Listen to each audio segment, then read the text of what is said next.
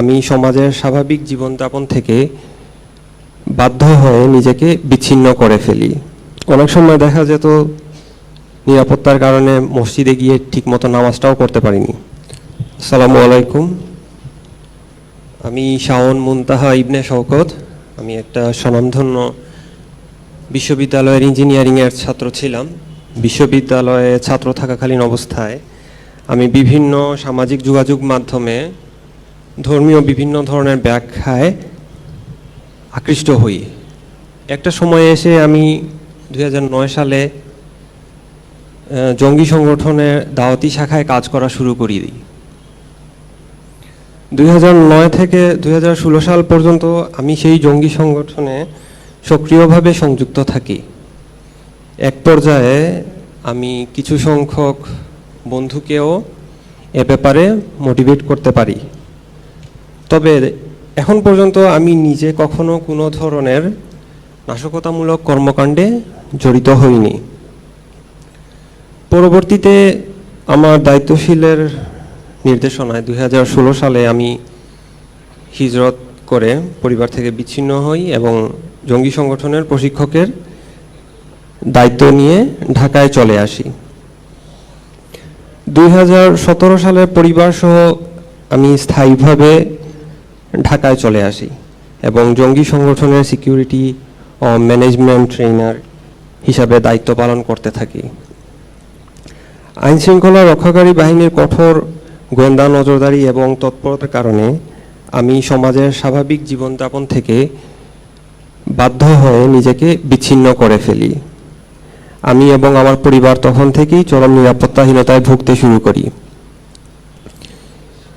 হিজরতে থাকাকালীন অবস্থায় আমার এবং আমার পরিবারের জীবনে অসহনীয় দুর্ভোগ নেমে আসে। পুরো সমাজ থেকে আমি এবং আমার পরিবার বিচ্ছিন্ন হয়ে পড়ি।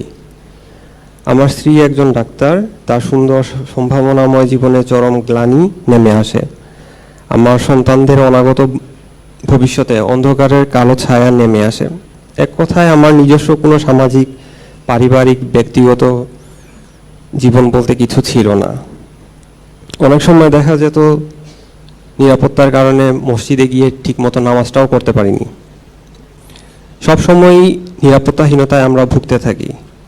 একটা সময় এসে আমি আমার ভুল বুঝতে পারি এবং বুঝতে পারি যে আমি আসলে ধর্মীয় অপব্যাখ্যার শিকার। অনুশোচনার বেড়াজালে আটকা পড়ে যাই আমি।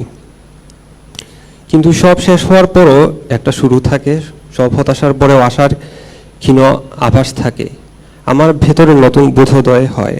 নিজের পরিবারের সাথে এ ব্যাপারে আলোচনা করি, বেঁচে ওঠার নতুন সম্ভাবনার কথা বলি। পরিবার, বন্ধু, সমাজ নিয়ে নতুন জীবনের স্বপ্ন দেখা শুরু করি। আমি ভীত সন্ত্রস্ত এবং দ্বিধান্বিত হয়ে যাই এবং আমার পরিবারের মাধ্যমে র্যাবের সাথে যোগাযোগ হয়। শুরুতে এই ব্যাপারে আমি কিছুটা দ্বিধান্বিত ছিলাম, কিন্তু আমার সকল দ্বিধাদ্বন্দ্ব, ভয়, আতঙ্ক কাটিয়ে র্যাব আমার প্রতি সাহায্যের এক নতুন হাত বাড়িয়ে দেয়। আমাকে নতুন জীবনের আশ্বাস দেয়। আমার এবং আমার পরিবারের সমাজে স্বাভাবিক প্রত্যাবর্তনের প্রতিশ্রুতি দেয়। আমি র্যাবের কাছে এজন্য কৃতজ্ঞতা প্রকাশ করছি। আজ এক নতুন শাওনের জন্ম হলো। বাংলাদেশ সরকারের পুনর্বাসন প্রকল্পের মাধ্যমে আমি নিজেকে আবার ফিরে পাচ্ছি। আমাদের প্রধানমন্ত্রী শেখ হাসিনা আমাকে এবং আমার সন্তানদেরকে আবারও সমাজে ফিরিয়ে দেওয়ার জন্যে কৃতজ্ঞতা জ্ঞাপন করছি। প্রধানমন্ত্রীর নিকট আমি চিরকৃতজ্ঞ। একই সাথে আমি মাননীয় মন্ত্রীর নিকটও কৃতজ্ঞতা প্রকাশ করতে চাই, যিনি আমাকে নতুনভাবে বাঁচার এই সুযোগটা করে দিয়েছেন। সবশেষে আমি সকলের উদ্দেশ্যে একটি কথা বলতে চাই। আমি যে পথে হেঁটেছি সে পথ ভুল পথ। তরবারির ঝনঝনানি এটা সে যুগের কথা। এখনকার কথা হচ্ছে জ্ঞান বিজ্ঞানের যুগ।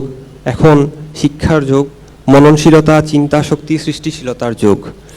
ভালোবাসা দিয়ে নতুন পৃথিবী গড়ে তোলার যুগ। আমরা কেউ যেন ইসলামের ভুল ব্যাখ্যায় দীক্ষিত না হই। ইসলাম শান্তির ধর্ম। আসুন আমরা সবাই সঠিক ইসলাম অনুসরণ করি, একটা সত্য সুন্দর বাংলাদেশ গড়ে তুলি। সবাইকে ধন্যবাদ।